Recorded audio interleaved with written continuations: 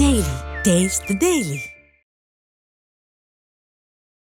எங்கேயாவது ஒரு சின்ன ஒரு எவிடன்ஸ் கூட சிக்காதா? அங்கே பார்க்கில் யாரோ வந்திருந்தாரு, இன்னொரு பொண்ணை கை பிடிச்சிருந்தாரு, இல்லை அமெரிக்காவில் அந்த தப்பு பண்ணாரு. ஒரு கிளீன் பேப்பர். ஜான் ஜபராஜ் வாழ்க்கையில் மேடை எழுதி கிண்டலாக பேசினார், முடியை வெட்டி கொண்டார், ஸ்டைலாக கண்ணாடி போட்டு கொண்டார், டான்ஸ் ஆடுகிறார். இப்படிதான் அவர் மேலே கம்ப்ளைண்ட் வர முடியும். அவர் கெட்டவன் தான் அவர் மேலே கம்ப்ளைண்ட் பண்ணார். ஆனால் அவர் கேவலமானவன் இப்போ கம்ப்ளைண்ட் பண்ணியிருக்காரு. அவர் அப்படிப்பட்ட நபரே இல்லை.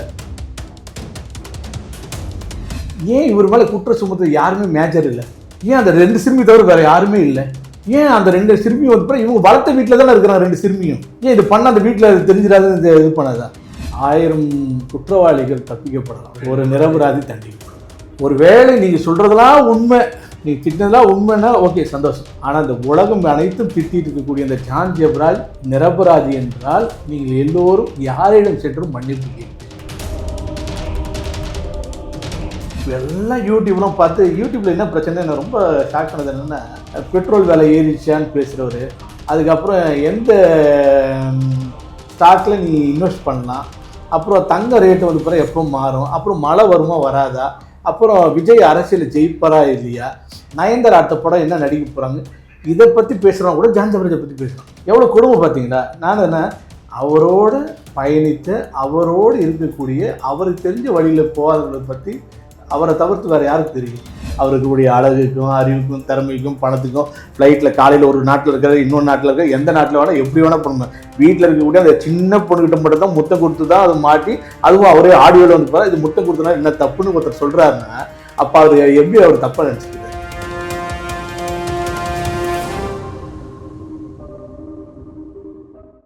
சாலமன் ராஜ்குமார் சார் நம்ம கூட இருக்காரு. வணக்கம் சார். வணக்கம் சார். இந்த மாதிரி ஒரு மேலே கேஸ் போட்டுட்டாங்க. ஆனால் இவர் மாட்டிக்கிட்டாருன்றதுக்காக மற்றவங்க எல்லாருமே நல்லவங்க கிடையாது. Irrespective of any religion. இந்த பாஸ்டராக இருக்கிறவங்க, இல்லை சாமியார்னு சொல்லிக்கிறவங்க, இல்லை இஸ்லாமில் இருக்கிறவங்க, அவங்க வந்து ஒருத்தவங்க மாட்டிக்கிட்டாங்கன்றதுக்காக மீதி எல்லாரும் நல்லவங்க கிடையாது.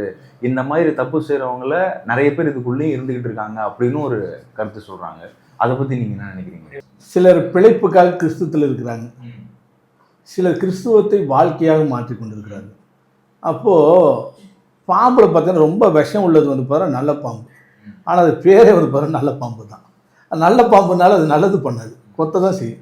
அது போல் நீங்கள் சொன்ன மாதிரி வந்து பார்த்தீங்கன்னா மனித ரத்தமும் அந்த மாம்சமும் இருக்கிறவங்க யாராக இருந்தாலுமே வந்து பார்த்திங்கன்னா எல்லோரும் பாவம் செய்யக்கூடிய, பாவம் பிறப்பிக்கக்கூடிய மனிதனாக தான் இருப்பான். இப்போ நீங்கள் என்ன தான் நல்லது சுய ஒட்டுப்பாடு கட்டுப்பாடு ஒழுக்கம் இருந்ததுனாலே அப்படி தான் இருப்போம். உதாரணத்துக்கு உங்களுக்கு சொல்கிறேனே, இப்போ ஒரு முதியவர் 60 வயது கொண்ட முதியவர் போக்கு சட்டத்தில் கைது செய்யப்படுகிறார். முடிஞ்சு போச்சு. சிறுமியிடம் சிலுமிசம் போட்டுறீங்க. ஆனால் பக்கத்து கடைக்காரன் இவர் வளர்ச்சியோ இவர்கிட்ட காசு கொடுக்குறது ஏமாற்றிட்டாரோ, இல்லை காசை வந்து பரம் கொடுப்பாரோ, இந்த மாதிரி பழிவாதம் என்ன பண்ணுறாரு, அவர் கடையில் இருக்கிறாரு, பேசுகிறாரு, இன்னமே வேணும் கணத்தை பிடிச்சிட்டு ஒரு பரிசு, அவ்வளோ முடிஞ்சு போச்சு.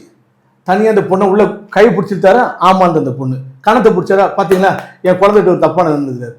ஆனால் அவர் முதியவருக்கு அது பேத்தியை போல, முதியவருக்கு அது பேத்தியை போல. நீங்கள் சொன்ன சட்டங்கள் எல்லாம் ஒன்று செய்யுது ஆமான்ட்டு. ஆனால் ஏன் இவர் மேலே குற்ற சுமத்து யாருமே மேஜர் இல்லை? ஏன் அந்த 2 சிறுமி தவிர வேறு யாருமே இல்லை? ஏன் அந்த 2 சிறுமியும் வந்து பிறகு இவங்க வளர்த்த வீட்டில் தானே இருக்கிறாங்க 2 சிறுமியும்? ஏன் இது பண்ண அந்த வீட்டில் தெரிஞ்சிடாது இது பண்ணாதா? அப்போ வந்து பார்த்தோன்னா எல்லா மதத்துலேயும் வந்து பார்த்தா மனிதர்கள் இருக்காங்க. இஸ்லாத்துலேயும் சரி, இந்து மதத்துலேயும் சரி, இதுலேயும் சரி, ஒரு லிமிட்டுக்கு மேலே வரும்போது அப்படி அதை பண்ணுவோர் நபர்களாகவே இருக்கிறாங்க. சில பேர் தப்பாகவோ ஒரு பாலியல் சீண்டலாகவோ இல்லை வந்து பார்த்தோன்னா பாலியல் குற்றங்களில் ஈடுபடுகிற அவர்கள பிழைப்புக்காக வந்தவர்கள். இதில் போய் நம்ம பண்ணிடுவோமோ அதெல்லாம் பண்ணிடுவோம். ஆனால் சில மனிதர்கள் வந்து பார்த்தோன்னா கடவுளுடைய பிள்ளைகளாக இல்லை வந்து உண்மையிலே பண்ணணும்னு நினைக்கிறோம். உண்மையிலே தேச தலைவர்கள் கூட எடுத்துக்கோங்களேன், நேரு பற்றி கூட கமெண்ட் பண்ணுவாங்க, காந்தி பற்றி கூட கமெண்ட் பண்ணுவாங்க. அது எப்படி ஒன்று, ஆனால் அது என்ன சூழ்நிலை ஏற்பட்டது அப்படின்னு பார்க்க வரும்பொழுது நம்ம இதை முத்தாய்ப்பாக வந்து ஒரு சில காரியங்கள் வைத்து மட்டும் சொல்லிவிட முடியாது. அதனால் பல குளத்தில் இருக்கும். அதனால் தவறு செய்கிறது இருக்குது எல்லாத்தையும். ஏன்னா எல்லாத்தையும் நீ பார்க்கும்போது எல்லா பாஸ்டர்மாரும் தப்பு செய்கிறாங்களா, எல்லா மசூதியில் இருக்கக்கூடிய போதகரும் தப்பு செய்கிறாங்களா, எல்லா பூசாரிகளும் தப்பு செய்கிறாங்க. ஒரு சில பேர் வந்து அவங்க ஏன் அந்த பூசாரியாக வந்தாங்க, ஏன் மத தலைவராக வந்தாங்க, ஏன் வந்து பார்த்தோன்னா போதகராக வந்தாங்கன்னு அவங்களுக்கு தெரியாது. அவரும் மனிதர் இருப்பாங்க. ஆனால் மெய்யான நபர்கள் சில பேர், அதான் ஒரு வருஷம் சொல்லுது, 1000 குற்றவாளிகள் தப்பிக்கப்படலாம், ஒரு நிரபராதி தண்டிக்கப்படுவார். அது போல இது எல்லாத்துக்கும் குற்றவாளி இருக்கிறாங்க, ஆனால் நிரபராதி தண்டிக்கப்படுறது. இப்போ நான் அடிக்கடி சொல்லிட்டு இருக்க விஷயம், நீங்கள் இவருடைய கடந்த வாழ்க்கையை எடுத்துக்கொண்டு வாருங்கள். எங்கேயாவது ஒரு சின்ன ஒரு எவிடன்ஸ் கூட சிக்காதா? அங்கே பார்க்கில் யாரோ வந்திருந்தாரு, இன்னொரு பொண்ணை கைப்பிடிச்சிருந்தாரு, இல்லை அமெரிக்காவில் அந்த மாதிரி தப்பு பண்ணாரு. அதாவது ஒரு கிளீன் பேப்பர். ஜான் ஜபராஜோட வாழ்க்கையில் மேடையிலிருந்து கிண்டலாக பேசினார், முடியை வெட்டி கொண்டார், ஸ்டைலாக கண்ணாடி போட்டு கொண்டார், டான்ஸ் ஆடுகிறார். இப்படி தான் அவர் மேலே கம்ப்ளைண்ட் வர முடியும். அவர் கெட்டவன் தான் அவர் மேலே கம்ப்ளைண்ட் பண்ணார். ஆனால் அவர் கேவலமானவன் இப்போ கம்ப்ளைண்ட் பண்ணியிருக்காங்க. அவர் அப்படிப்பட்ட நபரே இல்லை. அவருக்குடைய அழகுக்கும் அறிவுக்கும் திறமைக்கும் பணத்துக்கும் ஃப்ளைட்டில் காலையில் ஒரு நாட்டில் இருக்கிற இன்னொரு நாட்டில் இருக்கிற எந்த நாட்டில் வேணால் எப்படி வேணால் பண்ணுவேன். வீட்டில் இருக்கக்கூடிய அந்த சின்ன பொண்ணுக்கிட்ட மட்டும் தான் முத்தம் கொடுத்து தான் அதை மாட்டி, அதுவும் அவரே ஆடியோவில் வந்து பாரு இது முத்தம் கொடுத்தனா என்ன தப்புன்னு ஒருத்தர் சொல்கிறாருன்னா அப்போ அவர் எப்படி அவர் தப்பாக நினச்சிருக்கிறாரு? இந்த வீடியோ பார்க்கக்கூடிய நிறைய பேர் தெரியும். என்னுடைய பிள்ளைகள், என் பிள்ளை ஏஜ் அட்டன் பண்ணும்போது கூட வந்து பாரு அட்டன் பண்ணி பெரியவளான பிறகு இதுக்கப்புறம் நான் எப்படி தூக்க போகிறேன், கொஞ்சம் போகிறேன், எப்படி என் பொண்ணோடு பேச போகிறேன்னு இருந்துச்சு.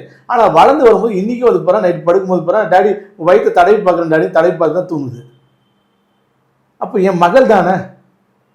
அப்போ வந்து பாரு எப்படி நம்மளுடைய பார்க்கக்கூடிய கண்ணோட்டம் இதெல்லாம் வந்து பாரு இருக்கக்கூடிய விஷயங்கள் தான். இது காலம் பதில் சொல்லுன்றது என்னுடைய பணிவான வேண்டுகோள். இதுக்கு முன்னாடி ஒரு சில பாஸ்டர்ஸ் கிட்ட பேசும்போது அவங்க சொன்னாங்க, இயேசு கிறிஸ்துவே பாவிகளை நோக்கி தான் போனார், ஏன்னா அவங்கள வந்து சரி பண்ணணுங்கிறதுக்காக அவங்கள நோக்கி தான் போனார் அப்படின்னு சொன்னாங்க. இப்போ பொதுமக்களாக இருக்கிறாங்கல்ல சார், அவங்களுக்கு இந்த மாதிரி செய்திகள்லாம் ஒரு சின்ன ஒரு மனசில் ஒரு அதிர்வை ஏற்படுத்துது. என்னன்னா இவ்வளோ பெரிய இடத்துல இருக்கவங்க மேலே இவ்வளோ பெரிய குற்றச்சாட்டு வருது, நம்ம யாரை நம்பணும்னு யாரை பெருசாக நினச்சோமோ அவங்க மேலேயே இப்படி இந்த மாதிரி பிரச்சனைலாம் வருது அப்படின்னு நினச்சி உண்மையிலேயே சங்கடப்படக்கூடிய மக்களுக்கு நீங்கள் என்ன சொல்லணும்னு நினைக்கிறீங்க? வெளிச்சம் இருள், இறைவன் அந்தகார சக்தி, இயேசு பிசாசு. அப்போ வந்து பார்த்தோன்னா இயேசு பிசாசு, இயேசு வந்து பார்த்தா மக்களுக்காக வந்தார், மக்களை வந்து பார்த்தோன்னா ஆத்மா ரசிக்கிறதுக்காக வந்தார், பிசாசு அழிக்கிறதுக்காக வந்தார். இப்படிலாம் இருக்குது பார்த்தீங்களா? இப்போ நீங்கள் கேட்டது போல் வந்து பார்த்தா இந்த மாதிரிலாம் ஏன் நடக்குதுன்னா வந்து பார்த்தா இவர் எல்லோரும் அசிங்கப்பட்டு இவர் தலைகுனி வேண்டும். ஆண்டவர் சொல்லிட்டு போகிறாரு, இயேசு கிறிஸ்துத்த போகும்போது வந்து பார்த்தா கடைசியாக தன்னுடைய மக்கள் சொல்லக்கூடிய காரியம், திடன் கொள்ளுங்கள் நானும் இந்த உலகத்தை ஜெயித்தேன். திடன் கொள்ளுங்கள், உபத்திரம் உண்டு இந்த உலகத்தில், உபத்திரம் உண்டு, திடன் கொள்ளுங்கள் நானும் இந்த உலகத்தை ஜெயித்தேன். உதாரணத்துக்கு சரித்திரத்தை எடுத்து பாருங்கள். ஆப்பிள் கீழே ஏன் விழுந்துச்சுன்னு கேட்டவொன்னே எல்லாம் பைத்தியக்காரன் தான். இன்றைக்கி அதுதான் கிராவிட்டிக்கே வந்து பார்த்தா இந்த உலகத்தை வழி நடத்துது. உலக உருண்டைன்னு சொன்னதை வந்து பார்த்தா பைத்தியக்காரன் சொல்லி கள்ளத்துக்கு அடித்தாங்க. உலக உருண்டைன்னு சொன்னோன்னே பைத்தியக்காரன் சொல்லி கள்ளத்துக்கு அடித்துல தான் மக்கள் வந்து நினச்சிட்டு இருக்காங்களே அவங்களுக்கு இந்த மாதிரி திடீர்னு இந்த அதான் இப்போ வந்து பார்த்தீங்கன்னா அதான் சரித்திரத்தை நீங்கள் நோக்கி பார்த்தீங்கன்னா ஏன் ஆப்பிள் கீழே விழுந்தது பைத்தியக்காரன் தான் கேள்வி கேட்டாங்க. இன்றைக்கி அவர் தான் வந்து பார்த்தீங்கன்னா புவி ஈர்ப்பு விசையோடைய ஒரு முக்கியமான கரும்புள்ளியாக இருக்கிறாரு. அது மட்டும் இல்லாமல் பார்த்தீங்கன்னா உலக உருண்டைன்னு சொன்னாங்க. அன்றைக்கெல்லாம் பைத்தியக்காரன் கள்ளத்தூக்கி அடித்து சாப்பிட்டான். இன்றைக்கி உலக உருண்டை இல்லைன்னா உங்களை கள்ளத்தூக்கி அடிப்பான். இதுதான் உலக நீதி. இதெல்லாம் கூட விட்டுருங்களேன். ஜான் ஜபராஜும் ஜான் ஜபரை திட்டுவர்களும் நானும் கிறிஸ்துவ சமுதாயம் அனைவரும் ஆண்டவரும் இரட்சகருமாய் ஏற்றுக்கொண்டிருக்கக்கூடிய இயேசு கிறிஸ்துக்கு பைபிள் என்ன நடந்தது தெரியுமா உங்களுக்கு? இயேசு கிறிஸ்து ஒரு கிணத்து துறவரையில் தண்ணீர் முள்ளக்கூடிய அந்த துறவாண்டையில் உட்கார்ந்துருக்கிறார். அங்கே வந்து பாரு அந்த ஒரு பெண் வருகிறாள், அவரோட ஆண்டவர் உட்கார்ந்து பேசி கொண்டிருக்கிறார். அப்போ சொல்ல ஏற்கனவே வந்து பாரு 4 திருமணம் செய்து கொண்டு இப்பொழுது இருக்கிறோம் உன்னுடைய கனவு நல்லன்னு சொல்லி பேசி கொண்டிருக்கிறார். அந்த வாழ்க்கை சுத்தமாக வாழ்க்கை ஒருவனோடு ஒருத்தியாக வாழாத ஒரு வேசித்தனமோ இல்லை விபச்சாரமோ எப்படியான சொல்லலாம். ஆனால் அந்த பெண்ணையும் தேடிதானே ஆண்டவர் அந்த துறவாண்டைக்கு சென்றார். பாவிகளை ரட்சிக்க தானே ஆண்டவர் வந்தார். உலகத்தின் பாவங்களை சுமந்து தீக்கிற ஆட்டுக்குட்டின்னு தானே வேதம் சொல்லுது. அப்போது பாவிகளை நேசிக்கிற ஆண்டவர், நீங்களும் நானும் பாவியாக இருக்கும்போது உங்களையும் என்னையும் நேசிக்கிற ஆண்டவர், நீங்கள் வணங்கக்கூடிய ஆண்டவராகிய இயேசு கிறிஸ்து உங்களுக்கு போதிச்ச போதனை இப்படி இன்னொருத்தரை வந்து பார்த்தீங்கன்னா நேசிக்காமல் அவர் மேலே குற்றம் சுமத்துறதா? ரைட், இதே விட்டுருங்களேன். இப்போ எல்லாம் யூடியூப்லாம் பார்த்து யூடியூப்பில் என்ன பிரச்சனை நான் ரொம்ப ஷாக் ஆனது என்னென்னா, பெட்ரோல் விலை ஏறிச்சான்னு பேசுகிறவர், அதுக்கப்புறம் எந்த ஸ்டாக்கில் நீ இன்வெஸ்ட் பண்ணலாம், அப்புறம் தங்க ரேட்டு வந்து பிறகு எப்போ மாறும், அப்புறம் மழை வருமா வராதா, அப்புறம் விஜய் அரசியல் ஜெயிப்பாரா இல்லையா, நயன்தாரா அடுத்த படம் என்ன நடிக்க போகிறாங்க, இதை பற்றி பேசுகிறோம். கூட ஜான் ஜபராஜை பற்றி பேசுகிறோம். எவ்வளோ கொடுமை பார்த்தீங்களா? நான் என்ன அவரோடு பயணித்து அவரோடு இருக்கக்கூடிய அவருக்கு தெரிஞ்ச வழியில் போகாதவர்களை பற்றி அவரை தவிர்த்து வேறு யாருக்கு தெரியும்? அப்போது இந்த நேரத்தில் நீங்கள் அந்த இயேசு கிறிஸ்துவை வந்து பார்த்தோன்னா பைபிளில் யூதரின் மரபின் பிரகாரம் வந்து பார்த்தோன்னா அவர்கள் பெண்களிடம் அதிகமாக சில பெண்களை வந்து பார்த்தோன்னா எப்பவுமே கீழே தான் வச்சுருப்பாங்க. பெண்கள் அடக்குமுறை இருக்கும், ஆண்கள் தான் உயரிய இருக்கும்.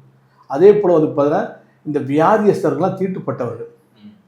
பெரும்பாடு உள்ள ஸ்திரீயானவளே அவள் ஒதுக்கப்பட்டவள். பெரும்பாடு உள்ள ஸ்திரீ வந்து பார்த்தா உதிரப்போக்கால் நிறைந்த ஸ்திரீ. அவள் தேவனை வந்து தொடுகிறாள், அவர் சொஸ்தமாகிறாள்.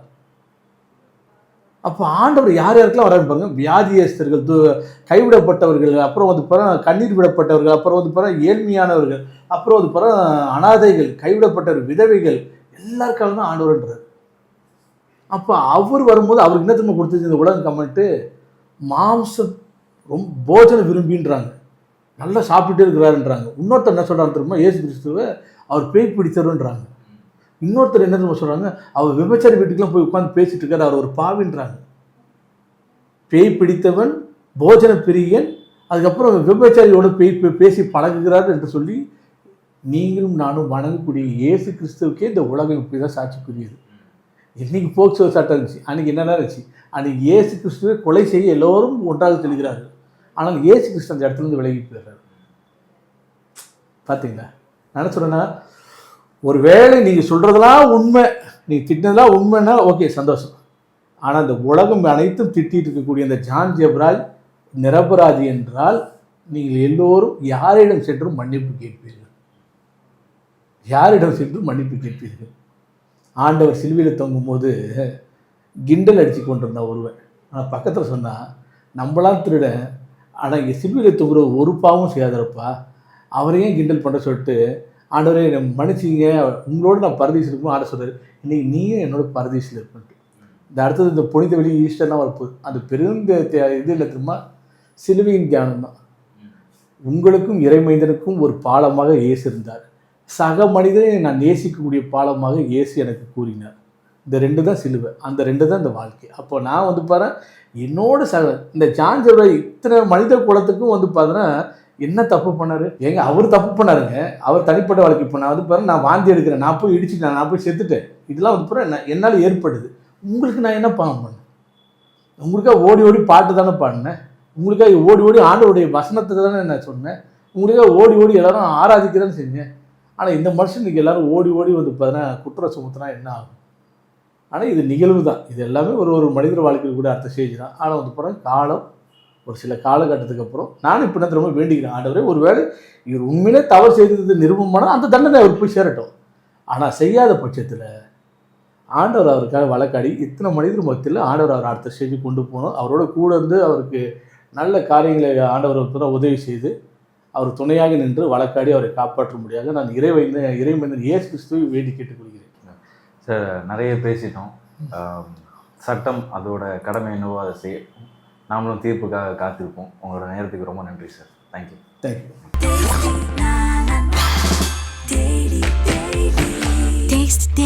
Taste the Daily.